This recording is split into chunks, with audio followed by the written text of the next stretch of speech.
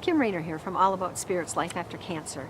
And when we're given a cancer diagnosis, it impacts every aspect of our lives. Our social life, our spiritual lives, our physical life, our intuition, our income, intimacy. It impacts everything. There's so many changes that go on. Our emotions, our social life, our families. And I created Life After Cancer to help people navigate through what I call the spices of life and deal with life after treatment is over. So today's episode is episode 59, and it's called A Pancreatic Cancer Survivor Asks, Where is God in All of This? And this is part 2 of that show. Last week we talked about how to survive spiritually and emotionally no matter what's going on for us physically. And certainly with a pancreatic cancer diagnosis, that's a reality. Oftentimes with an ovarian cancer diagnosis, that's a reality. There's a chance, sometimes a good chance that we're not going to survive. And how do I navigate through that, being the best me I can be through that process? And they told me to get my affairs in order when I was first diagnosed, so I have some flavor of what that feels like. So that's how this show was created, after actually talking to a pancreatic cancer survivor. So, I looked at, when I was walking through my process, I needed to redefine my relationship with God, or I wasn't going to make it. I was suicidal and I was struggling. So I looked at how I perceived God, and last week we talked about that. How did I perceive God? Could I lean in to God and rest in the palm of God's hands? Where did I get the ideas that I held about God and what God looked like? And then, what kind of a relationship did I want to have with God? Was it in line with what was going on for me at the time, or was there something else that needed to happen? So at the end of last week, I invited you to do some homework, and I call homework the work that I do to bring myself home spiritually. And when I invited you to do that homework, it was to take out a clean sheet of paper and spend the week walking through your life and identifying all of the things that are good in your life, the things that have to do with people and life in general, and just to make a list of those things on a piece of paper. And I told you that the purpose of this is to create your perfect nurturer, or to create a God that you can understand and that you can relate to. And I told you last week that I was going to share mine with you, and I'm going to do that right now. And so I called the assignment, creating the perfect nurturer, or building the perfect dad, finding a way to create that perfect relationship. So what I came up with in mine was that perfect nurturer for me was someone who was soft-spoken. They were someone or something that would listen and then would give me straight answers. They wouldn't talk to me in riddles and test me on things. They didn't play word games. They were gentle and loving and kind and compassionate and considerate. It was somebody that I could go to and ask them questions, and I could ask them to protect me. I could ask them to keep me safe, and then that they would hear what I was asking, and they would respond to that. It was somebody who was honest and sincere, and that they didn't do things that were mean or punishing or hurtful. It was an entity or a person or something that knew that he knew the things that were going to hurt me, or she knew the things that were going to hurt me, and they didn't do those things. It was somebody who I felt safe with. And they needed to be big. They needed to be bigger than the people that I knew. So when I felt like I needed to be small, I could curl up within their energy, or within their, their spiritual something. It needed to be something that I could be totally and completely honest with. I didn't feel like I needed to keep secrets or dodge bullets or hide behind things. I didn't have to lie to them. I could speak honestly and truthfully about what was going on in my heart. It was somebody who I didn't want to hurt, and who didn't want to hurt me. And I didn't want to keep away from them because I was afraid they were going to hurt me. It was someone who wouldn't try to manipulate me or to make me do things just because they're bigger and stronger and could bully me into it. They weren't mean. It was someone who loved me just the way I was, and who I didn't have to prove myself to. I didn't have to pretend to be something I wasn't. I could bring the truth about what was going on in my heart to them, and weep when I needed to weep, and be sad or joyful when I was sad or joyful. Whatever the emotions were, I could honestly be who and what I was. It was somebody who loved me exactly the way I was. I didn't have to prove myself to them. I decided to call this my higher power, or the universal energy, and it was all powerful and all knowing, and it could see things from a perspective that I couldn't, because I can't see around corners. It was always present, and it was kind and gentle and compassionate, and it was loving and honoring and respectful. It allowed me to make my own mistakes and was there to help me pick up the pieces when I needed pieces picked up. It honored my ability to choose, and it didn't judge me. It didn't judge me for the mistakes I made or the things that I did. So I created this entity that I call my higher power today, or universal energy, or the all that is. And there was a part of me when I started this process that I felt a little arrogant. I felt a little blasphemous and a little self-righteous, and thinking, gosh, what gives me the right to do this? And at that moment, it truly was that I was contemplating suicide, and if something didn't change, I was going to end my life. And I was pretty sure that God really didn't want that to happen, and I didn't know how else to approach this. The people that were my go-to people, I couldn't seem to talk to them about it. I couldn't find anybody to relate, and I really felt like I'm on my own with this one. I'm going to have to figure this out. So I did it the only way that I knew how. So what I got out of that, one of the things that I took from that, is how I perceive God is really a choice.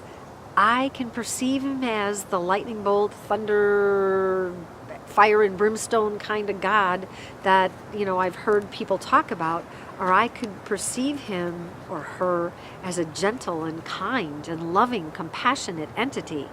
And I chose the gentle, kind, loving, and compassionate energy. And how am I going to bring this around to really apply this to my life? If I want to have a God that I can lean on, if I want to have a God that I can have a relationship with, how does that apply?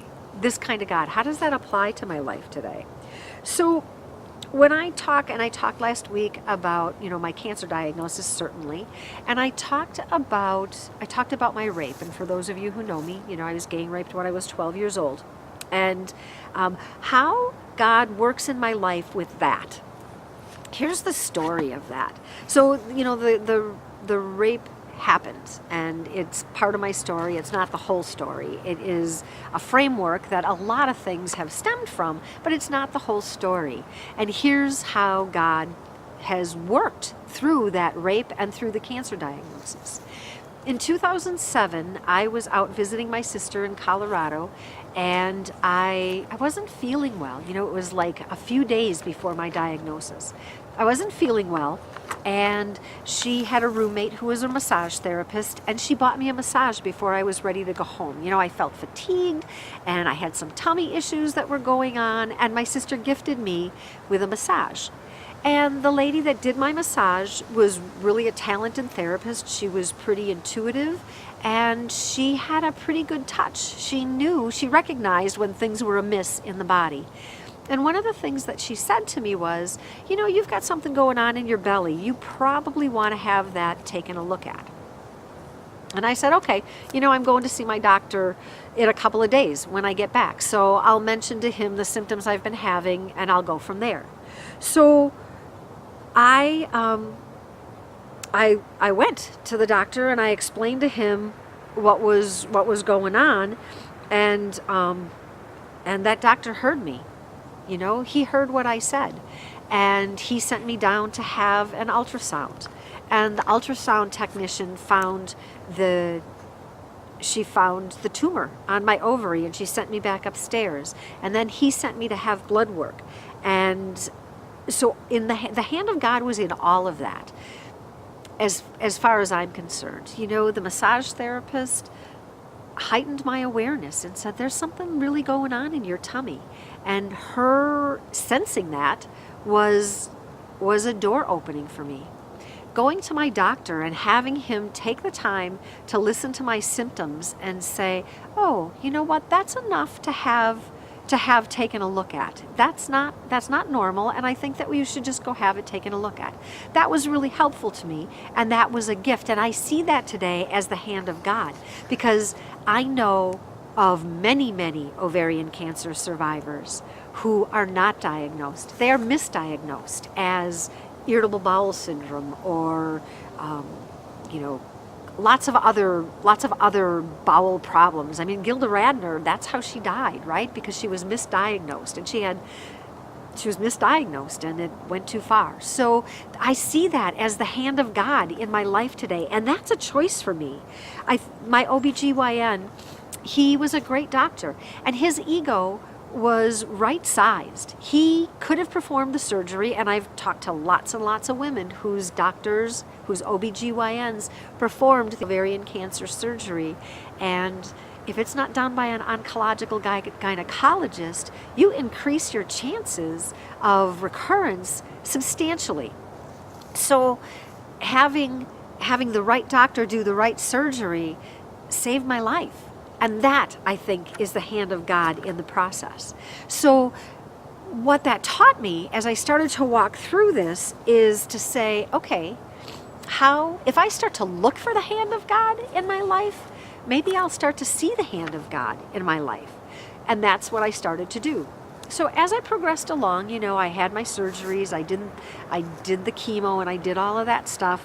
And a couple of years down the road, I had some anger issues, and I had some stuff that I was dealing with, some real life stuff, losing my home and losing my life savings and all of that stuff. And I had some unfinished business going on in my family. I was pretty angry with my mom and with my dad for not knowing about me being raped, for not doing something about it when it happened. And I walked through the process, again, putting pen to paper.